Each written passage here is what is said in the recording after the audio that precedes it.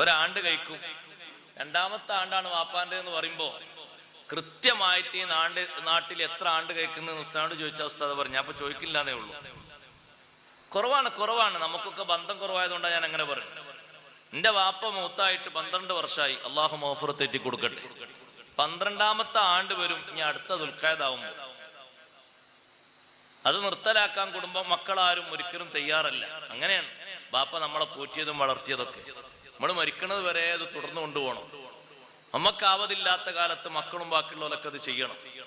അന്ന് ബാപ്പാന്റെയും ഉമ്മാന്റെയും ബന്ധുക്കളൊന്ന് ഒരുമിച്ച് കൂടിയിട്ട് ഒരിക്കലെങ്കിലും വർഷത്തിലൊരു ബന്ധം പുലർത്തണ്ടേ?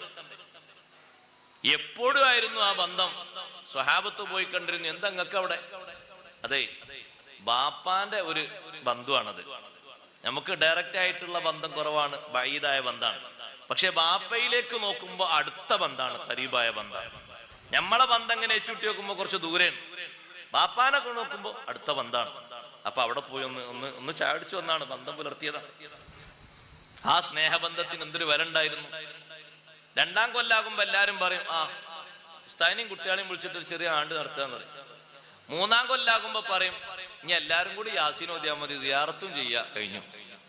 4ാം കൊല്ലാകുമ്പോ ബാപ്പ മരിച്ച് 4 കൊല്ലാലും ഇനി ആണ്ട് ചിത്രിക്ക, അതും കഴിഞ്ഞു. അങ്ങനെ ആകാൻ പാടില്ല. ബന്ധങ്ങള് അത് നിലനിർത്തന്നെ വേണം. അല്ലാ, എനിക്ക് വേണ്ടി കൊണ്ടുവന്നാ അല്ലല്ലേ, സദസ്സിന് വേണ്ടി കൊണ്ടുവന്നാലേ ആയിക്കോട്ടെ. 5ാമത്തെ കാര്യം ഇക്റാമു സ്വദീഖിഹിമാ, ഉപ്പയുടെയും ഉമ്മയുടെയും സുഹൃത്തുക്കളെ, ചങ്ങാതിമാരെ. ചങ്ങാഴ്ചയാണ്, ഉമ്മാരെ ചങ്ങാഴ്ചയാന്ന് പറയും.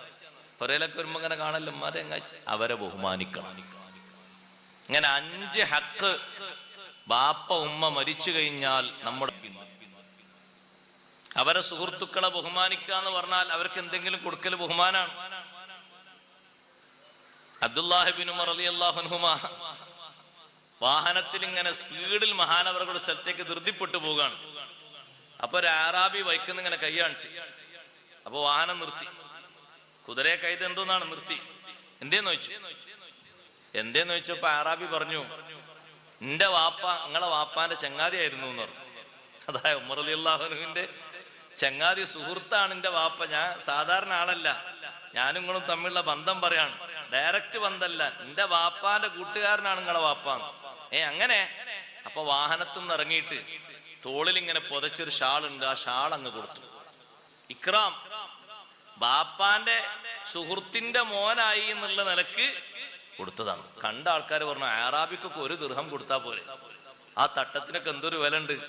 അപ്പൊ മഹാനവറുകൾ പറഞ്ഞു, അങ്ങനെ പോരാ, അദ്ദേഹത്തിന്റെ ഉപ്പ എന്റെ ഉപ്പാന്റെ ചങ്ങാതിയായിരുന്നു. അപ്പൊ ഉപ്പാന്റെ ചങ്ങാതിയുടെ മകൻ എന്ന് പറയുമ്പോ സാധാരണ ബഹുമാനം പോരല്ലോ, അതുകൊണ്ട് കൊടുത്താണ്. ചങ്ങാതിമാരെ ബഹുമാനിക്കണം. ഇത് ചങ്ങാതിയുടെ മകനാണ്. മകൻ ഇത്ര ബഹുമാനാണെങ്കിൽ അവർക്ക് എത്ര ബഹുമാനം കൊടുക്കണം. ഇക്റാമു സ്വദീഖിഹിമാ, ബാപ്പയുടെ ഉമ്മയുടെ സുഹൃത്തുക്കളെ ബഹുമാനിക്കുക, അവരെ ആദരിക്കുക, അവരെ ശുശ്രൂഷിക്കുക. അവർക്കാണ് രോഗമായി എന്ന് പറയുമ്പോ ബാക്കിയുള്ളവരെ പോലെ പരിഗണിച്ചാ പോരാ. എന്താ നിങ്ങൾക്ക് അവിടെ? ബാപ്പാന്റെ ഒപ്പം ഒരേ നിലക്ക് തൊഴിലെടുത്ത ആളാണ്. ഒരുമിച്ചായിരുന്നു ഒരുപാട് കാലം വർക്ക് ചെയ്തത്, ഗൾഫിലും ഇവിടൊക്കെ. അപ്പൊ ഭയങ്കര ബന്ധാണ്. അതുകൊണ്ട് കാണാൻ പോയതാണ്. അതൊരു ബഹുമാനം. അത് മരിച്ചു കിടക്കുന്ന ബാപ്പയും ഉമ്മയും അവര് ഖബറിലെത്തിയിട്ട് ശ്രദ്ധിക്കുന്നത് മക്കളാകുന്ന നമ്മൾ ഈ ഹക്കൊക്കെ വീട്ടുന്നുണ്ടോ ഇല്ലേ എന്നാണ്. വബിൽ വാലിദൈനി ഇഹ്സാനൻ എന്ന് പറയുന്ന ആ വിഷയം, മാതാപിതാക്കളോടുള്ള ബന്ധം നല്ല നിലക്ക് നിലനിർത്തണം എന്ന് പറയുന്നതിന്റെ ഭാഗമായി ഇത് അവർക്കൊരു ബുദ്ധിമുട്ടാവും അല്ലേ? കുറച്ചാ മതി, ഒന്ന് കുറച്ചാ മതി. അവരങ്ങനെ തിരിച്ചു വിത്തർക്കണ്ട, അതൊരു ബുദ്ധിമുട്ടല്ലേ, കുറച്ചൊന്ന് ചോദിക്കാൻ മതി. അപ്പോ ഈ 5 ഹക്കുകൾ പാലിച്ചുകൊണ്ട് അവരോടുള്ള കടപ്പാടുകൾ നിറവേറ്റണം. അല്ലാഹു തആല തൗഫീഖ് തരട്ടെ. ബാപ്പയോടും ഉമ്മയോടും എത്ര മോശപ്പെട്ട സ്വഭാവക്കാരാണെങ്കിലും പിണങ്ങാൻ പാടില്ല അവരോട്. നബി സല്ലല്ലാഹു അലൈഹി വസല്ലം തങ്ങളുടെ ഒരു ഹദീസില് ഉപ്പയെയും ഉമ്മയെയും ഒരിക്കലും നിങ്ങൾ അവരെ വെറുപ്പിക്കരുത് എന്ന് പറഞ്ഞപ്പോ തിരിച്ച് തങ്ങളോടൊരു ചോദ്യം ചോദിച്ചു, നബിയെ ബാപ്പാന്റെ ഭാഗത്തുനിന്നും ഉമ്മാന്റെ ഭാഗത്തുനിന്നും ലുൽമുണ്ടായാലോ എന്നൊരു ചോദ്യം, അക്രമം. അപ്പൊ ഞങ്ങൾ 3 പ്രാവശ്യം ആവർത്തിച്ചു പറഞ്ഞു വഇൻ ലലമാഹു വഇൻ ലലമാഹു വഇൻ ലലമാഹു. ബാപ്പയും ഉമ്മയും മകനെ ആക്രമിച്ചു, അന്യായമായി വല്ലതും പറഞ്ഞു ചെയ്തു എന്നാൽ പോലും ആക്രമിക്കാൻ പാടില്ല. അവരെ ബഹുമാനത്തിന്റെ സ്റ്റേജാണത്. എന്തും ബാപ്പയായതുകൊണ്ട് ഉമ്മയായതുകൊണ്ട് എനിക്ക് ചെയ്യാൻ പറയാന്നുള്ളതിന് പെർമിഷൻ അല്ലത്. പക്ഷെ അവരെ ബഹുമാനിക്കേണ്ട ഒരു പരിധി പറഞ്ഞപ്പോ പറഞ്ഞതാണ്, അവരിൽ നിന്ന് ലുൽമുണ്ടായാൽ പോലും സഹിക്കണം, ക്ഷമിക്കണം. ബാപ്പയായി എന്നുള്ളതിന്റെ പേരിൽ ക്ഷമിക്കണം, ഒന്നും പറയരുത്. ബാപ്പ ഇപ്പൊ പറഞ്ഞത് സത്യത്തിൽ മോശമാണ്, വളരെ വൃത്തികെട്ട വാക്കാ പറഞ്ഞത്. പക്ഷെ തിരിച്ചു പറയാൻ പറ്റൂല. എന്തേ? ബാപ്പയാണ്. ഉമ്മ പറഞ്ഞത് സത്യത്തിൽ മോശപ്പെട്ട വാക്കാ ഉമ്മ പറഞ്ഞ്, തിരിച്ചതേ നാണയത്തിൽ ഇല്ല, അതിലും താഴെ ഇല്ല, നല്ലത് എന്തെങ്കിലും തിരിച്ചു പറയാം, അത്രേ പറ്റുള്ളൂ. അവരോടുള്ള സേവനത്തിന്റെ മാർഗത്തിൽ വിഷയമായി പറയുകയാണെങ്കിൽ അത് തന്നെ ധാരാളം ഉണ്ട്. നല്ല സേവനങ്ങൾ സൃഷ്ടിച്ചുകൊണ്ട് വലിയ പ്രതിഫലങ്ങൾ വാങ്ങണം. അല്ലാഹു തആല തൗഫീഖ് നൽകുമാറാകട്ടെ. സ്വർഗം കാണിച്ചപ്പോ നബി സല്ലല്ലാഹു അലൈഹി വസല്ലം നിങ്ങൾ സ്വർഗത്തിലുള്ള ഓരോ വ്യക്തികൾ അങ്ങനെ നോക്കിയിട്ട് തങ്ങൾ സ്വഹാബത്തിനോട് പറഞ്ഞു, സ്വർഗം നോക്കിയപ്പോ ഞാൻ സ്വർഗത്തിൽ ഹാരിസത്ത് ബിൻ നുഅ്മാൻ റളിയല്ലാഹു അൻഹുവിനെ കണ്ടു. ഹാരിസത്ത് ബിൻ നുഅ്മാൻ റളിയല്ലാഹു അൻഹുവിനെ സ്വർഗത്തിൽ ഞാൻ കണ്ടു. എവിടെയാണ് ഹാരിസത്ത് ബിൻ നുഅ്മാൻ നബിയെ? ഫിർദൗസിലാണ്, സ്വർഗത്തിലെ ഫിർദൗസിൽ. അത് പറഞ്ഞിട്ട് തങ്ങൾ പറഞ്ഞു, കദാലിക്കൽ ബർറു കദാലിക്കൽ ബർറു കദാലിക്കൽ ബർറു കാന അബർറ ബി ഉമ്മിഹി. ഹാരിസത്ത് ബിൻ നുഅ്മാൻ റളിയല്ലാഹു അൻഹു ഫിർദൗസിലെത്താനുള്ള കാരണമാണ് പറഞ്ഞത്. ഉമ്മയോട് നല്ല ബന്ധമുള്ള, നല്ല ഗുണം ചെയ്ത മോനായിരുന്നു ആ സ്വഹാബി. ഷഹീദായതാണ്, പക്ഷേ ഷഹാദത്തൊന്നും അല്ല തങ്ങൾ കാരണം പറഞ്ഞു. ഷഹീദ് എത്ര ആൾക്കാരുണ്ട്? രക്തസാക്ഷിയാണ്. രക്തസാക്ഷിയായി നല്ലതാ തങ്ങൾ കാരണം പറഞ്ഞത്. നിസ്കരിച്ചു എന്നുമല്ല, നിസ്കരിച്ചിട്ടുണ്ട്. നോമ്പ് നോറ്റു എന്നുമല്ല കാരണം പറഞ്ഞത്. കാരണം പറഞ്ഞത് എന്താ? കാന അബർറ ബി ഉമ്മിഹി, ഉമ്മാക്ക് വലിയ ഖിദ്മത്ത് ചെയ്ത് സേവനം ചെയ്ത മോനായിരുന്നു, അതുകൊണ്ടാണ് ഫിർദൗസിലെത്തിയത്. അത് സഹോദരങ്ങളെ, സഹോദരിമാരെ, നമ്മളൊക്കെ ഹൃത്തടത്തിൽ സൂക്ഷിച്ചുകൊണ്ട് നല്ല പെരുമാറ്റം കാഴ്ചവെച്ച് നല്ല ദുആ, നല്ല പെരുമാറ്റത്തിന്റെ മധുരമായി ബാപ്പയിൽ നിന്ന് ഉമ്മയിൽ നിന്ന് നേടിയെടുക്കണം. നമ്മളെ ജീവിതത്തിൽ നേടിയെടുക്കേണ്ട ഭാഗങ്ങൾ അതാണ്. ബാപ്പാന്റെ ഉമ്മാന്റെ ഖിദ്മത്തിന്റെ ഭാഗമായിട്ട് നല്ല ദുആ. പിന്നെ ആ ദുആനെ തിരുത്താൻ കഴിയില്ല. പിന്നെ ആരെന്ത് അസൂയ വെച്ചാലും ആരെന്ത് ഇടങ്ങൽ സൃഷ്ടിച്ചാലും ബാപ്പന്റെ ഉമ്മന്റെ അനുകൂല ദുആ ഉണ്ടോ, നമ്മൾ രക്ഷപ്പെടും. നമ്മളെ ജീവിതത്തിൽ നന്നാകാൻ തന്നെ ഒരു മാർഗം അതല്ലേ. തെറ്റുകുറ്റങ്ങളൊക്കെ പൊറുപ്പിക്കാനുള്ള ഏറ്റവും എളുപ്പമായൊരു വഴിയും അതാണ്. ഉമർ റളിയല്ലാഹുവിന്റെ അടുത്ത് വന്നിട്ട്, ഞാൻ ഒരുപാട് തെറ്റ് ചെയ്ത ആളാണ്, രക്ഷപ്പെടാൻ എന്താ വഴി എന്ന് ചോദിച്ചപ്പോ ചോദിച്ചു, ആ ഹയ്യുൻ വാലിദൈക്, ബാപ്പി ഇമ്മി ഹയാത്തിലുണ്ടോ എന്ന് ചോദിച്ചു. വലിയ വലിയ തെറ്റ് ചെയ്ത തെറ്റുകാരനോട് ഉമർ റളിയല്ലാഹുവിന്റെ തിരിച്ചുള്ള ചോദ്യം, ബാപ്പി ഇമ്മി ഹയാത്തിലുണ്ടോ? ആ ഉണ്ട്. എന്താ അങ്ങനെ ചോദിച്ചത്? ബാപ്പി ഇമ്മി ഹയാത്തിലുണ്ടെങ്കിൽ പാപം പൊറുപ്പിക്കാൻ എളുപ്പമാണല്ലോ. നോക്കിങ്ങള്, ബാപ്പി ഇമ്മി ഹയാത്തിലുണ്ടോ, നിങ്ങൾ ഈ ചെയ്ത ദോഷങ്ങൾ മുഴുവനും അള്ളാഹു നിങ്ങൾക്ക് മാപ്പ് തരും. ആത്മാർത്ഥമായ അവരെ ഖിദ്മത്തിൽ മുഴുക. അവരെ ഒരു ദുആ മതി നിങ്ങളെ പാപങ്ങളൊക്കെ ഒലിച്ചു പോകാൻ. ഒറ്റ ഒരു പ്രാർത്ഥന മതി നിങ്ങളെ ഈ പാപങ്ങളൊക്കെ അല്ലാഹു തആല കഴുകി വൃത്തിയാക്കി നിങ്ങളെ നല്ല ആളാക്കി മാറ്റാൻ. അല്ലാതെ ഉമർ റളിയല്ലാഹു അൻഹു എന്തിനാ തിരിച്ചങ്ങനെ ഒരു ചോദ്യം ചോദിച്ചത്? പള്ളിയിൽ പോയിരുന്ന ഒരു മാല മറിച്ച് കുറെ ഇസ്തിഗ്ഫാർ ലിക്കൊള്ളി എന്ന് പറയാൻ അത്ര വലിയ പ്രയാസമുണ്ടോ? പക്ഷെ ബാപ്പക്കും ഉമ്മക്കും ആ ഖിദ്മത്ത് എടുത്തിട്ട് അവര് നിങ്ങളുടെ ദോഷങ്ങൾ പുറത്തു കിട്ടാൻ വേണ്ടി ദ്വാരുന്നാൽ മതിയാവും. അവരെ സബീല് നമ്മൾ നിലനിർത്തണം. ബാപ്പാന്റെയും ഉമ്മാന്റെയും സബീല് അവർ കാണിച്ചു തന്ന നല്ല മാതൃക കഴിയൊഴിക്കരുത്. അത് കഴിയൊഴിച്ചാൽ നമ്മളെ കുടുംബത്തിലും നമ്മളെ വീട്ടിലും നമ്മളെ സമ്പത്തിലും ഒക്കെ അരക്ഷിതാവസ്ഥ വരും. അങ്ങനെയാണ് ഖുർആൻ നമ്മെ പഠിപ്പിക്കുന്ന ഒരു ബന്ധം. വിശദമായി പറയണം, ഞാൻ ചുരുക്കി പറയാം. ഉദാഹരണമായി പറയാം, ബാപ്പുള്ള കാലത്ത് നമുക്കൊക്കെ അനുഭവം ഉണ്ടാവും. ബാപ്പുള്ള കാലത്ത് ബാപ്പക്ക് ഈ റബീഉൽ അവ്വൽ മൗലിദ് എന്ന് പറഞ്ഞാല് മനസ്സിൽ ഭയങ്കര ഇഷ്ടമുള്ള സംഗതിയാണ്. ബാപ്പ ഒരു 10-40 ആൾക്കാരെ വിളിച്ചിട്ടെങ്കിലും ഉസ്താമാരെയും കുട്ടികളെയും കുറച്ച് സുഹൃത്തുക്കളെ വിളിച്ചിട്ട് ഒരു മൗലിദ് കഴിക്കും. ഒരാടിനെ അറുത്തിട്ടോ അല്ലെങ്കിൽ ആട്ടിറച്ചി വാങ്ങിയിട്ടോ പോത്തിറച്ചി വാങ്ങിയിട്ടോ നല്ലൊരു ഭക്ഷണം ഉണ്ടാക്കും. അത് വാപ്പാന്റെ ഹയാത്ത് കാലത്ത് നമ്മൾ പതിവായി കണ്ട ഒരു അമലാണ്. ഉദാഹരണം പറയണ്ടോ, നമ്മളും അത് നിലനിർത്തണം. അപ്പോഴാണ് ബർക്കത്ത് ഉണ്ടാകുക. അല്ല ബർക്കത്തിന് ദ്വാ മാത്രം ചെയ്താൽ പോരെ. നമുക്ക് പാകരം എളുപ്പമുള്ള ഒരു മാർഗ്ഗം ദ്വാരക്കുക.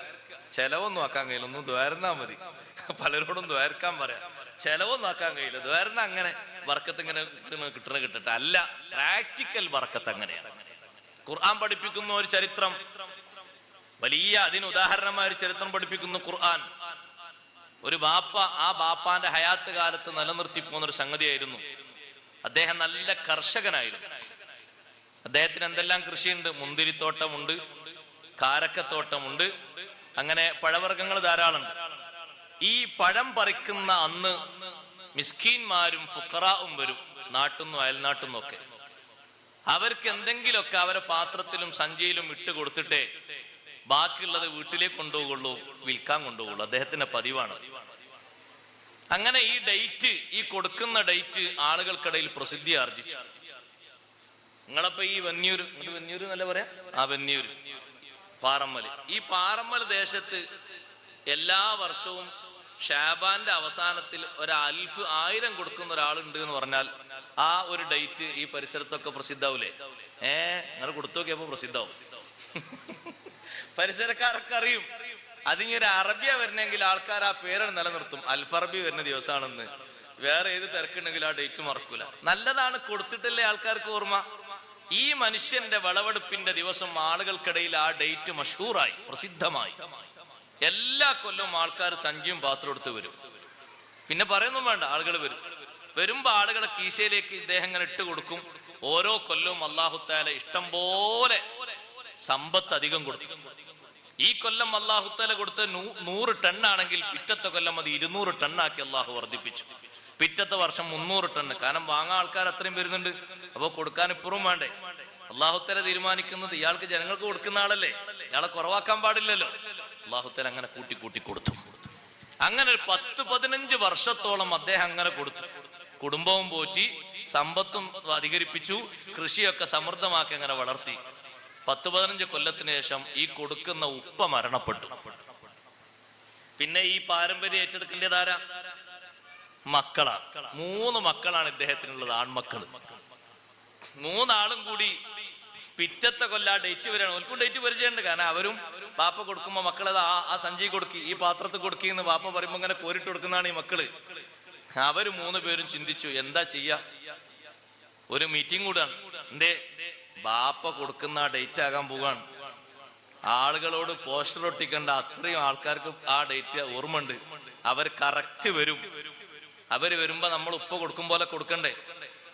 അപ്പൊ കൂട്ടത്തിൽ ഒരാള് പറഞ്ഞു, ബാപ്പ കൊടുത്ത സേവനങ്ങളോട് കുറച്ച് താല്പര്യമുള്ള ആ കൂട്ടത്തിലെ നടുവിലാള് പറഞ്ഞു, അല്ല ഉപ്പ കൊടുക്കും പോലെ കുറച്ചെങ്കിലും കൊടുക്കല്ലേ നമ്മള്, അതല്ലേ അതിന്റെ മട്ടം. അപ്പൊ അപ്പുറം അപ്പുറത്തുള്ള ആള് പറഞ്ഞു, എനിക്ക് വല്ല കാറ്റുണ്ടോ?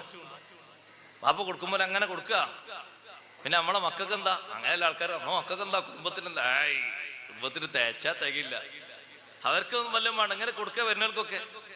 അപ്പൊ അവർ ഐക്യ കണ്ടേനെ തീരുമാനിച്ചു, ഒന്നും കൊടുക്കണ്ട. ജനങ്ങൾ വരുന്നതിന്റെ 2-3 ദിവസം മുമ്പ് കൃത്യമായും ഇതൊക്കെ സഞ്ചിയിലാക്കി പാക്കറ്റാക്കിയിട്ട് ഗോഡൌണിലേക്ക് കയറ്റണം. ആളുകൾ വരുമ്പോ, ഓ വിളവെടുപ്പ് നടന്നല്ലോ, ഇനിയിപ്പോ നമ്മൾ വന്നത് വെറുതെ ആയിപ്പോയല്ലോ, ഒന്നുമില്ലല്ലോ, ഡേറ്റ് നമ്മളോട് തെറ്റിപ്പോയി എന്ന് ആൾക്കാർ തോന്നി തിരിച്ചു പോണം. ഇക്കൊല്ലം തിരിച്ചു പോയാ പിന്നെ അടുത്തൊല്ലം വരൂല. അങ്ങനെ ഉണ്ട് ഐഡിയ. പടച്ച റബ്ബിനെ പോലും തിരുത്തുന്ന ഐഡിയ അല്ലേ?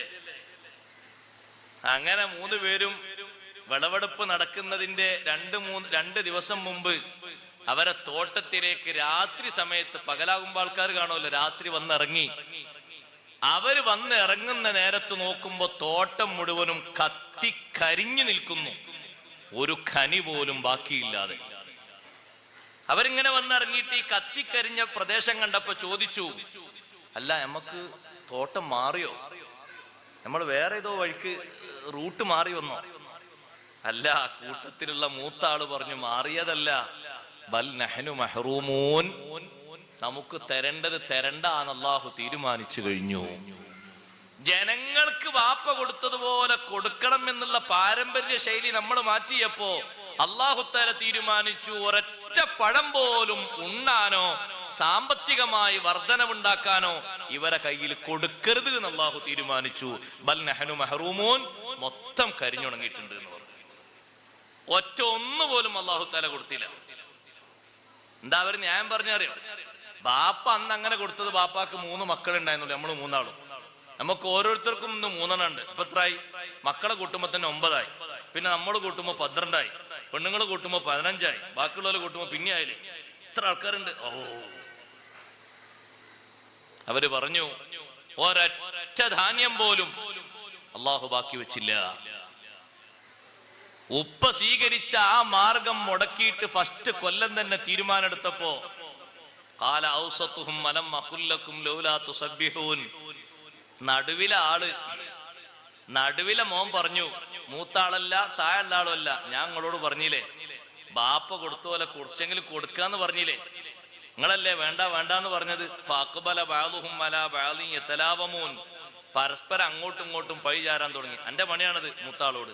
അല്ല, ഞാൻ പിന്നെ കുറച്ച് വിട്ടുവീഴ്ച ചെയ്തിരുന്നു, താഴെയുള്ള ആളോട് എന്റെ ആക്രാന്തം കൊണ്ടാണ്. എല്ലാരും ആക്ഷേപിക്കാൻ ഒന്നും കിട്ടിയില്ല ആർക്കും. മൊത്തം അല്ലാഹു തആല കത്തിക്കരിച്ചു പോയി. ഏക്കർ കണക്കിനുള്ള തോട്ടമല്ലേ അല്ലാഹു തആല ജഡുദിയിൽ അങ്ങനെ ചെയ്തത്. തൗബ ചെയ്തവർ മടങ്ങിയിട്ട് അല്ലാഹുവിനോട് പറഞ്ഞു, പടച്ചോനെ ഇനി മേലാൽ അങ്ങനെ തീരുമാനിക്കൂല. അസാ റബ്ബുനാ അൻ യുബ്ദിലനാ ഖൈറൻ മിൻഹാ ഇന്നാ ഇലാ റബ്ബിനാ റാഗിബൂൻ. പടച്ച റബ്ബ് പകരം നമുക്കിനി തോട്ടം തന്നാൽ ഉപ്പ കൊടുത്തതുപോലെ കൊടുക്കും, ഉപ്പ കൊടുത്തതുപോലെ മിസ്കീന്മാരെ പാവങ്ങളെ സേവിക്കും, എന്നിട്ടേ നമ്മൾ വല്ലതും സമ്പാദിക്കുള്ളൂ. പിറ്റത്തെ കൊല്ലം അല്ലാഹുവിற்கு കായ്ക്കനികൾ നൽകി. ബാപ്പ കൊടുത്തതുപോലെ മിസ്കീന്മാരെ സഞ്ചികളിലേക്കും പാത്രങ്ങളിലേക്കും ഇട്ടുകൊടുത്ത ശേഷമാണ് ബാക്കിയുള്ളവർ വീട്ടിലേക്ക് കയറ്റിക്കൊണ്ടുപോയത്. മുന്തിരിത്തോട്ടം നൽകി. ഖുർആൻ പണ്ഡിതന്മാർ വിശദീകരിക്കുന്നു, മുന്തിരിത്തോട്ടത്തിൽ കായ്കനികൾ ഉണ്ടായി. തൗബ ചെയ്ത് മടങ്ങി ഉപ്പാന്റെ ശൈലി സ്വീകരിക്കുമെന്ന് ദൃഢനിശ്ചയം ചെയ്തപ്പോൾ അല്ലാഹു തആല കായ്കനികൾ കൊടുത്തു. ഞാനിത് പറയുന്നത് ചരിത്രം കേട്ടുപോകാനല്ല. ബാപ്പ സബീലാക്കിയൊരു മാർഗം, ഉമ്മ സബീലാക്കിയൊരു വഴി വീട്ടിൽ നിന്ന് അസ്തമിച്ചിട്ടുണ്ടോ, ബർക്കത്തിന്റെ കുറവാതാണ്. അല്ല ആരും സിഹ്റും അതിനും ചെയ്തോന്നല്ല. എവിടെയെങ്കിലും ചികിത്സക്കാരത്ത് പോയി ഉള്ളതൊക്കെ കൊടുത്താണ് വെറുതെ വെള്ളം മന്ത്രിച്ചു വെറുതെ ബുദ്ധിമുട്ടൊന്നും ആക്കേണ്ട സംഗതി. ഇതാണ് സംഗതി. അതിന് ചെലവ് ചെയ്യാൻ നമ്മൾ റെഡിയാണോ? അല്ലാഹു തആല ആ ഐശ്വര്യവും ആ ആഫിയത്തും ആ സ്നേഹവും തിരിച്ചും അതിലേറെയും അല്ലാഹു തആല തരും. അതിന്റെ ഒരു കുറവാണ് നാട്ടിലൊക്കെ ഉള്ള കുറവ്. ആൾക്കാര് പറയും അയാളെ വാപ്പയും അജര് ഭയങ്കര ഉഷാറേ, റമളാനിൽ 22-ന് അവിടെയൊന്നും എല്ലാവർക്കും തുറ. 1-2 കൊല്ലമൊക്കെ, ഞാനൊക്കെ അവിടെ 40 കൊല്ലം തുറന്നു നിന്ന് ആൾക്കാർ ഇന്ന് കഥ പറയും. ഞാൻ അഡ്രസ് ഒന്നും പറയില്ല, നിങ്ങൾ എന്നോട് പിന്നെ തെറ്റിപ്പോണ്ടി വരും, ഞാനൊന്നും പറയില്ല. ഇപ്പൊ മോന്റെ കയ്യിലേക്ക് വന്നപ്പോ തുറയില്ല, പറയില്ല, പുറിയില്ല, ഒക്കെ പോയി. ഒരു 10 ആളെ വിളിച്ചൊരു തുറണ്ടോ? അതുപോലുമില്ല. ആ ബാപ്പക്ക് അല്ലാഹു തആല കൊടുത്തതിന്റെ ഇരട്ടി മോൻ അല്ലാഹു തആല കൊടുത്തിട്ടുണ്ട്. പക്ഷെ ഇല്ല, നന്ദികേടായി പോയി. പക്ഷെ ഉണ്ടായിട്ട് എന്താ കാര്യം? ഇതുകൊണ്ടൊരു സുഖം കിട്ടുന്നില്ല. കാരണം മാസാമാസം കൊണ്ടുപോയിട്ട് അങ്ങനെ ചെലവഴിക്കാണ് 1.5 ലക്ഷം 2 ലക്ഷം ചെക്കപ്പിന്, ടെസ്റ്റിന്, മരുന്നിന്, ഗുളികക്ക്. ബാപ്പാന്റെ അടുത്ത് അങ്ങനെ ഒന്നും പോയില്ല. മൊത്തം ആഫിയത്തുള്ള കാലത്തും ജീവിതകാലത്തും മൊത്തം ഒരു ചെറിയ മരുന്നിനൊക്കെ ആയിട്ട് 1000 റുപ്യ പോയിട്ടുണ്ടാകും 10-20 കൊല്ലം ജീവിച്ചപ്പോ. ബാപ്പക്ക് ഇഷ്ടം പോലെ ആൾക്കാർ അൽഹംദുലില്ലാഹ് എന്ന് പറയാനും ദ്വാരക്കാരുണ്ടായിരുന്നു. അത് നമ്മക്ക് കമ്മിയാണ്. അപ്പൊ നമ്മക്ക് ഇഷ്ടം പോലെ ചെലവഴിക്കണ്ടേ, ആൾക്കാരും വേണ്ട, നമ്മളെ കൊണ്ട് ജീവിക്കാം. അതിന് അല്ലാഹ് വേറൊരു മാർഗ്ഗം ഒരുക്കി. അങ്ങനെയാണ് ഇഷ്ടം പോലെ അങ്ങനെ ചെലവഴിക്കേണ്ടി വരുന്നത്. അതാണ് അതിന്റെ ഏറ്റവും താത്വിക വശം. അത് നമ്മൾ ആ സബീല് നമ്മൾ മറക്കരുത്, വിട്ടുപോകരുത്. ഇഷ്ടം പോലെ അല്ലാഹു തആല തരാനുള്ള ഒരു മാർഗം ബാപ്പയുടെ ഉമ്മയുടെ സബീല് നിലനിർത്താന്നുള്ളതാണ്. അങ്ങനെയുണ്ട് സഹോദരങ്ങളെ, നമ്മളെ പരിചയക്കാരിൽ തന്നെ അങ്ങനെയുണ്ട്. റബീഉൽ അവ്വൽ 12-ന് ബാപ്പ ആണ്ടിലേക്ക് പള്ളിയിലേക്ക് ഒരു ആട് കൊടുത്തു എന്ന് പറഞ്ഞ് ആ ആട് കൊടുത്തത് ബാപ്പ 10 കൊല്ലം നിലനിർത്തി. ഇന്ന് മക്കളെല്ലാവരും ഓരോരുത്തരും ഓരോ ആട് കൊടുത്ത് നിലനിർത്തിയത് കൊണ്ട് 3 ആളെയും ബിസിനസ് ദുബൈയില് ഏറ്റവും നല്ല ഹൈ ബിസിനസ് ആയിട്ട് ഇപ്പോഴും മുന്നോട്ട് നീങ്ങിക്കൊണ്ടിരിക്കുന്നുണ്ട്. അല്ലാഹു ബർക്കത്ത് ഏറ്റി കൊടുക്കട്ടെ. കാരണം ആ ബാപ്പാന്റെ സബീൽ ആ മക്കൾ അങ്ങനെ തന്നെ നിലനിർത്തി. അവര് തീരുമാനിച്ചു, ബാപ്പ ഒറ്റക്കല്ലേ ഒരാട് കൊടുത്തത്, നമ്മൾ ഓരോരുത്തരും കൊടുക്കാൻ മാർഗം സ്വീകരിച്ചു. ആ മഹല്ലത്തില് റബീഉൽ അവ്വലിന് ഉച്ചക്ക് നാട്ടുകാർക്ക് മൊത്തം ഭക്ഷണം വിളമ്പുന്നത് പഴയ കാലത്ത് ഉപ്പയുടെ ആടിന്റെ ഇറച്ചി ഉണ്ടായിരുന്നു. ഇപ്പൊ മക്കളാണ് ആ സ്ഥാനത്ത് ആട്ടിറച്ചി കൊടുക്കുന്നത്. അവരെ ബിസിനസ്സിൽ അല്ലാഹു തആല വർധന കൊടുക്കാൻ. കാരണം ഇവരെ കൊണ്ട് ജനങ്ങൾ ജീവിക്കല്ലേ. അപ്പൊ ആ മാർഗം നമ്മൾ വിട്ടുപോകരുത്. വബിൽ വാലിദൈനി ഇഹ്സാനൻ, മാതാപിതാക്കളോടുള്ള ബന്ധം അതങ്ങനെ നിലനിർത്തണം. വബിൽ വാലിദൈനി ഇഹ്സാനൻ വബിദിൽ ഖുർബ, കുടുംബം. മാതാപിതാക്കൾ എണ്ണീറ്റ് പിന്നെ അല്ലാഹു തആല കുടുംബം എന്ന് നേരെ തൊട്ടു താഴെ പറയുന്നത് ആരാണത് ഉദ്ദേശിക്കുന്നത്? സഹോദരങ്ങൾ, സഹോദരിമാർ, അവരുടെ മക്കൾ, അവരാണ് കുടുംബം. ജ്യേഷ്ഠനും അനിയനും പെങ്ങളും പെങ്ങന്മാരും അവരെ മക്കളും, അവരാണ് കുടുംബം എന്ന് പറഞ്ഞത്. അല്ല, കുടുംബം എന്ന് പറഞ്ഞാൽ നേരെ മക്കളിലേക്കല്ല, അതിന്റെ മുമ്പാണ് ഇവര്. കുടുംബം എന്ന തലത്തിൽ ആദ്യം എണ്ണുന്നത് സഹോദരി സഹോദരന്മാരെയും അവരെ മക്കളെയാണ്. പിന്നെയാണ് നമ്മളെ മക്കളും അതുപോലെ തന്നെ ഭാര്യയും ബന്ധുക്കളൊക്കെ കടന്നു വരുന്നത്. സഹോദരി സഹോദരന്മാരോട് അല്ലലും മലട്ടലും ഇല്ലാതെ നല്ല ബന്ധുവായിട്ട് മുന്നോട്ട് പോകണം. സ്നേഹബന്ധുവായിട്ട് വിട്ടുവീഴ്ച ചെയ്യേണ്ടി വരും. കാരണം എല്ലാ മക്കളെയും സ്വഭാവം ഒരുപോലെ ഇക്കോണമെന്നില്ല. ജ്യേഷ്ഠനായതുകൊണ്ട് ക്ഷമിക്കുക, ഒന്നും പറയണ്ട, നമ്മളെ ജ്യേഷ്ഠനല്ലേ, പുറത്തു കൊടുക്കുക, സഹിക്കന്നെ. ആ സഹനാണ് ഇപ്പത്തെ ആ ബന്ധത്തിന്റെ വില. സ്വന്തം സഹോദരനല്ലേ, അതെ സഹോദരനാണ്, അതുകൊണ്ട് നമ്മൾ കുറവാക്കണ്ട, നമ്മളെ സഹോദരനല്ലേ, നമ്മൾ ക്ഷമിച്ചുകൊണ്ട് ആ ബന്ധം നിലനിർത്തുക. സ്വന്തം ജ്യേഷ്ഠനായതുകൊണ്ട്, സ്വന്തം അനിയനായതുകൊണ്ട് പണക്കാൻ പറ്റൂല, ബന്ധം അടുത്ത ബന്ധാണല്ലോ, തെറ്റാനും പറ്റൂല, ചോദിച്ചാൽ കൊടുക്കാതിരിക്കാനും പറ്റൂല, ഇനി കൊടുത്തിട്ട് കിട്ടാതിരുന്നാലോ അതിൻ്റെ വാക്കേറ്റം ഉണ്ടാക്കാനും പറ്റൂല. ക്ഷമിക്കന്നെ, വേറെന്താ മാർഗം? സഹിക്കന്നെ, നന്മക്ക് വേണ്ടി. ആ സഹനത്തിനും ക്ഷമക്കും പകരം അല്ലാഹു തആല തരും. പക്ഷേ സഹോദരി സഹോദരങ്ങളോടുള്ള ബന്ധം നല്ല നിലക്ക് തന്നെ നിലനിർത്തേണ്ട ഒരു ബന്ധമാണ്. സഹോദരി സഹോദരങ്ങളോടുള്ള ബന്ധം, അവർക്കൊരു ബഹുമാനം അല്ലാഹു തആല നൽകുന്നുണ്ട്. ബാപ്പ ഇല്ലെങ്കിൽ ബാപ്പാന്റെ സ്ഥാനത്ത് വിശുദ്ധ ഇസ്ലാം നേർക്ക് നേരെ സ്ഥാനം കൊടുക്കുന്ന ആളാണ് മൂത്ത കാരണോല്, ജ്യേഷ്ഠൻ. അൽ അഖുൽ കബീറു ബിമൻസിലത്തിൽ ഉമ്മി മൻസിലത്തിൽ അബി. മൂത്ത ജ്യേഷ്ഠൻ ബാപ്പാന്റെ സ്ഥാനത്താണെന്ന് സയ്യിദുനാ റസൂലുള്ളാഹി സ്വല്ലല്ലാഹു അലൈഹി വസല്ലം. അൽ ഖാലത്തു ബിമൻസിലത്തിൽ ഉമ്മി, ഉമ്മാന്റെ സഹോദരി ഉമ്മാന്റെ സ്ഥാനത്താണ്. ഉമ്മാന്റെ സഹോദരിക്ക് ഉമ്മാന്റെ സ്ഥാനമുണ്ട്. ഉമ്മാന്റെ ജ്യേഷ്ഠത്തി അനുജത്തി അവരെ ബന്ധം പുലർത്തേണ്ടതും സഹായിക്കേണ്ടതും ഉമ്മയെ പരിഗണിക്കും പോലെ പരിഗണിക്കേണ്ട മഹൽ വ്യക്തിത്വങ്ങളുമാണ് ഉമ്മാന്റെ സഹോദരിമാർ. ഉമ്മാന്റെ സ്ഥാനമാണ് അവർക്കുള്ളത്. ഉമ്മയെ കാണുമ്പോ എന്തെല്ലാം ബഹുമാനങ്ങൾ ചെയ്യും, ആ ബഹുമാനങ്ങളൊക്കെ അവരോടും വേണം. ഉമ്മയുടെ കാര്യങ്ങൾ നിറവേറ്റുന്നത് പോലെ ഉമ്മാന്റെ സഹോദരിമാരുടെ കാര്യങ്ങളും നമ്മൾ നിറവേറ്റേണ്ടതുണ്ട്. സ്വന്തം ഉമ്മാക്ക് ചെലവ് കൊടുക്കും പോലെ ഉമ്മാന്റെ സഹോദരിക്കും ചെലവ് കൊടുത്ത് വീട്ടിൽ താമസിപ്പിച്ചിരുന്ന മഹാനാണ് സയ്യിദുനാ അബൂബക്കർ സിദ്ദീഖ് റളിയല്ലാഹു അൻഹു.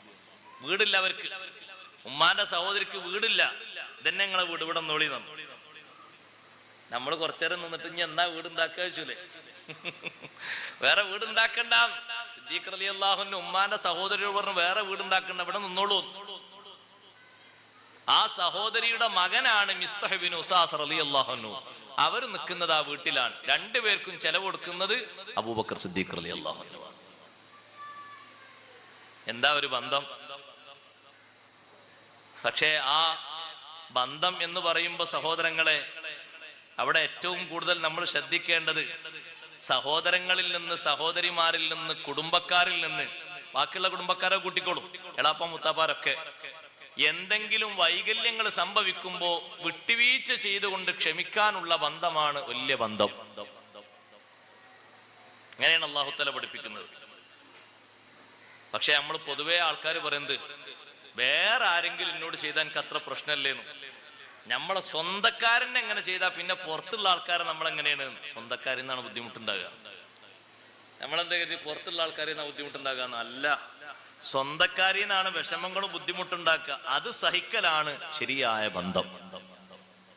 നബി സല്ലല്ലാഹു അലൈഹി വസല്ലം തങ്ങൾക്ക് ഏറ്റവും കടുത്ത വിഷമം അനുഭവിച്ചത് ഉഹുദിലാണ് എന്ന് കരുതിയിട്ടാണ് ആയിഷ റളിയല്ലാഹു അൻഹ ചോദിച്ച, നബിയെ, ഉഹുദിനേക്കാളും പ്രതിസന്ധിയുള്ള വല്ല ദിവസം ഉണ്ടായിട്ടുണ്ടോ? ഉഹുദിൽ എന്തെല്ലാം പ്രതിസന്ധി!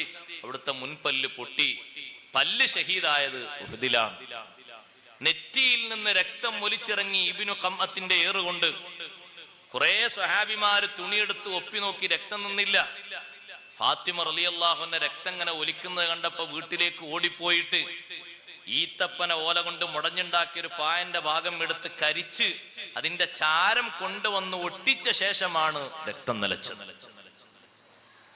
അത്രയും പ്രയാസമുള്ള ഒരു സംഗതി ബദറിൽ ഉണ്ടായിട്ടില്ല, ഹുനൈനിൽ ഉണ്ടായിട്ടില്ല, ഖന്തഖിൽ ഉണ്ടായിട്ടില്ല, വേറെ എവിടെ ഉണ്ടായിട്ടില്ല. ഒരു ഏറ് കൊണ്ടിട്ടല്ലേ അവിടുത്തെ കൈവരിൽ നിന്ന് രക്തം ഒലിച്ചത്. എന്തെല്ലാം പ്രയാസങ്ങളാ ഉഹദിലുണ്ടായത്. തങ്ങൾ നോക്കി നിൽക്കല്ലേ ഹംസ റളിയല്ലാഹു അൻഹുവിന്റെ മാറ് പിളർത്തിയിട്ട് കരള് പുറത്തെടുത്ത് ചവച്ച് തുപ്പിയത് ഇന്തെന്ന് പറയുന്ന സഹോദരി. സഹിക്കാൻ പറ്റാത്തൊരു സംഗതിയായിരുന്നില്ലേ അതൊക്കെ. ഉഹദിനേക്കാളും പ്രതിസന്ധിയുള്ള ദിവസം ഉണ്ടോ? ഉണ്ട്. ആയിഷ റളിയല്ലാഹുവിനോട് പറഞ്ഞു, ഉഹദൊന്നുമല്ല എനിക്ക് പ്രതിസന്ധി. അബൂ ത്വാലിബും ഖദീജ റളിയല്ലാഹു അൻഹയും 3 ദിവസത്തിന്റെ വ്യത്യാസത്തിൽ വഫാത്തായപ്പോ എന്റെ കുടുംബം എന്ന് കരുതിയിട്ട് ഞാൻ ത്വായിഫിലെ അബ്ദു യാലീൽ ഇബ്നു കുലാൽ ആ കുടുംബത്തിലേക്ക്, അഥവാ റബീഅത്തിന്റെ മക്കളായ ഉത്തുബയിലേക്കും ഷൈബയിലേക്കും ഞാൻ പോയി. അവര് ചെറിയ കുട്ടികളെ കയ്യിൽ കല്ല് കൊടുത്തിട്ട് എന്നെ എറിയിപ്പിച്ചു. അങ്ങോട്ട് അടുക്കാൻ എന്നെ അയച്ചില്ല. എനിക്ക് ഏറ്റവും വലിയ സങ്കടം അന്നായിരുന്നു എന്ന് സയ്യിദുനാ റസൂലുള്ളാഹി സ്വല്ലല്ലാഹു അലൈഹി വസല്ലം. ആ കുടുംബത്തിനെതിരെ ദ്വാരുന്നോ തങ്ങള്? ഇല്ല. വിട്ടുവീഴ്ചയും ക്ഷമയല്ലേ തങ്ങൾ നടത്തിയത്. നടക്കാൻ കഴിയാതെ തങ്ങൾ ഇരുന്നു. 2 കൈയും നിലത്ത് വെച്ച് പതുക്കെ പതുക്കെ പതുക്കെ പതുക്കെ ഒരു മുന്തിരിത്തോട്ടം, ആ മുന്തിരിത്തോട്ടത്തിലേക്ക് തങ്ങൾ കയറിയിരുന്നു അല്പം തണൽ കൊണ്ട് വിശ്രമിക്കാൻ വേണ്ടി. മുന്തിരിത്തോട്ടത്തിൽ ഇരിക്കുമ്പോഴാണ് റബീഅത്തിന്റെ മക്കൾക്ക് ചെറിയൊരു അലിവ് വന്നത്. നമ്മളെ കുടുംബക്കാരനല്ലേ, നമ്മൾ കൂക്ക് വിളിപ്പിച്ചു, മറ്റുള്ളവരെ കൊണ്ട് കല്ലെറിയിപ്പിച്ചു, ശരിയാണ്. എത്ര വിഷമം അനുഭവിച്ചു. കാലിൽ നിന്ന് രക്തം പൊടിഞ്ഞു വീണു. വളരെ വളരെ പ്രയാസപ്പെടുത്തിയില്ലേ. എന്തെങ്കിലുമൊക്കെ കുറച്ച് കൊണ്ടുപോയി എടുക്കല്ലേ എന്ന് അവർക്ക് തീരുമാനമായിട്ടാണ് അദ്ദാസിന്റെ കയ്യിൽ ഒരു പാത്രത്തിൽ മുന്തിരി കൊടുത്തയച്ചത് നബി സല്ലല്ലാഹു അലൈഹി വസല്ലം തങ്ങൾക്ക്. ഒരു അലിവ് തോന്നിയിട്ട് അവരെ കുട്ടികളെ ഏറിന്റെ ഊക്ക് കൊണ്ടാണ് സെയ്ദ് ഇബ്നു ഹാരിസന്റെ തല പൊട്ടിയത്. സെയ്ദ് റളിയല്ലാഹു അൻഹുവിനോട് തങ്ങൾ പറഞ്ഞു, സെയ്ദേ, എന്നെ കാത്തു നിൽക്കാതെ മലഞ്ചെരുവിന്റെ ഇടവഴികളിലൂടെ നിങ്ങൾ മക്കയിലേക്ക് പോകണം, ഞാൻ അങ്ങോട്ട് എത്തിക്കൊള്ളും. തങ്ങൾ ഇങ്ങനെ വിശ്രമിക്കുന്ന സമയത്തല്ലേ ജിബ്രീൽ അലൈഹിസ്സലാം വന്ന് ചോദിച്ചത്, അല്ലാഹു തആല ഈ കാണുന്ന 2 മലകളുടെ ചുമതലയുള്ള മലക്കുകളെയാണ് എന്റെ കൂടെ അയച്ചിട്ടുള്ളത്. തങ്ങൾ ഒന്ന് സമ്മതിക്കുകയാണെങ്കിൽ ആ 2 മലകളും ഒന്ന് കൂട്ടി യോജിപ്പിച്ചാൽ പിന്നെ ത്വായിഫ് ഇല്ല. പിന്നെ ത്വായിഫ് എന്ന് പറയുന്ന നഗരം ചരിത്രത്തിൽ കാണാൻ കഴിയൂല. ഒരൊറ്റ കുട്ടിയും പിന്നെ ഭൂമി ലോകത്ത് ത്വായിഫുകാരുണ്ടാകൂല. തങ്ങൾ പറഞ്ഞു, വേണ്ട. കുടുംബ ബന്ധത്തിന്റെ വിലയാ തങ്ങളെ മനസ്സിലേക്ക് പെട്ടെന്ന് ഓടി വന്നത്. വേണ്ട, അവരറിവില്ലാത്തവരല്ലേ, അവര് പഠിച്ചറിഞ്ഞ് അവരിൽ നിന്നോ അവരെ താവടിയിൽ നിന്നോ ആരെങ്കിലൊക്കെ അള്ളാഹുവിൽ വിശ്വസിക്കുന്ന ആൾക്കാർ വന്നാൽ ഇതിനേക്കാളും വലിയ ആശ്വാസം അതല്ലേ. തങ്ങൾ വേണ്ടാന്നല്ലേ പറഞ്ഞത്. അന്നാണ് ഞാൻ ഏറ്റവും പ്രയാസം അനുഭവിച്ചത് എന്ന് സയ്യിദുനാ റസൂലുള്ളാഹി സ്വല്ലല്ലാഹു അലൈഹി വസല്ലം. കുടുംബങ്ങളിലുള്ള പ്രയാസം അത് സഹിച്ച് തരണം ചെയ്തു, മാപ്പ് കൊടുത്തു. ഷൈബത്തിന്റെ മക്കൾക്കെതിരെ തങ്ങൾ ദ്വാരുന്നില്ല. റബീഅത്തിന്റെ മക്കൾക്കെതിരെ തങ്ങൾ ദ്വാരുന്നാൽ ഒരൊറ്റ നാം എന്ന വാക്ക് മതി അവര് മുഴുവനും തരിപ്പണമായി പോകാൻ. പകരം അല്ലാഹുവിന്റെ റസൂൽ അവർക്ക് അനുകൂലമായിട്ട് ദ്വാരുന്നത്, അല്ലാഹുമ്മ ഗ്ഫിർ ലി ഖൗമി ഫഇന്നഹും ലാ യഅലമൂൻ. സിദ്ദീഖ് റളിയല്ലാഹു അൻഹു സഹിക്കാൻ കഴിയാത്ത വലിയ പ്രയാസമാണ് കുടുംബത്തിന് വേണ്ടി സഹിച്ചത്. ആയിഷ ബീവി റളിയല്ലാഹു അൻഹയെ പറ്റി അപവാദ പ്രചരണം നടത്തിയ മുനാഫിക്കുകളുടെ ആ പറച്ചില് കേട്ട് ചിരിച്ചു കൊടുത്ത ആളാണ് സ്വന്തം ഉമ്മാന്റെ സഹോദരിയുടെ മകനായ മിസ്തഹ് ഇബ്നു ഉസാസ് റളിയല്ലാഹു അൻഹു. 40 ദിവസം കഴിഞ്ഞിട്ടാണ് ആയിഷ ബീവിയുടെ നിരപരാധിത്വം ബോധ്യപ്പെടുത്തിയിട്ട് അള്ളാഹു ഖുർആനിലൂടെ ആയത്തുകൾ ഇറക്കുന്നത്. 1-2 ആയത്തല്ല, 18 ആയത്തുകളാണ് ഒരൊറ്റ വിഷയത്തിൽ ഇറങ്ങിയത്. ആയിഷ റളിയല്ലാഹു അൻഹ വിശുദ്ധ വനിതയാണ്. മഹദിക്ക് യാതൊരു പാകപ്പിഴവുമോ ദോഷത്തിന്റെ എന്തെങ്കിലും കാര്യമോ ആയിഷ ബീക്ക് സംഭവിച്ചിട്ടില്ല. അല്ലാഹു തആല ആയത്തിറക്കി. ഈ വിഷയത്തിൽ അകപ്പെട്ട ആളുകൾ നബി സല്ലല്ലാഹു അലൈഹി വസല്ലം തങ്ങളെ ഹദ്ദടിച്ചു. ഹസ്സാൻ ഇബ്നു സാബിത്ത് റളിയല്ലാഹു അൻഹു അതിൽ കുടുങ്ങിയിട്ടുണ്ട്. ഹംന ബിൻത് ജഹ്ഷ് റളിയല്ലാഹു അൻഹ എന്ന സ്വഹാബി വനിത കുടുങ്ങിയിട്ടുണ്ട്. കൂട്ടത്തിൽ സിദ്ദീഖ് തങ്ങൾ കേൾക്കുന്നു, സ്വന്തം വീട്ടിൽ സ്വന്തം ചെലവിൽ കഴിയുന്ന ഉമ്മാന്റെ സഹോദരിയുടെ പുത്രൻ മിസ്തഹ് റളിയല്ലാഹു അൻഹു കുടുങ്ങിയിട്ടുണ്ട്.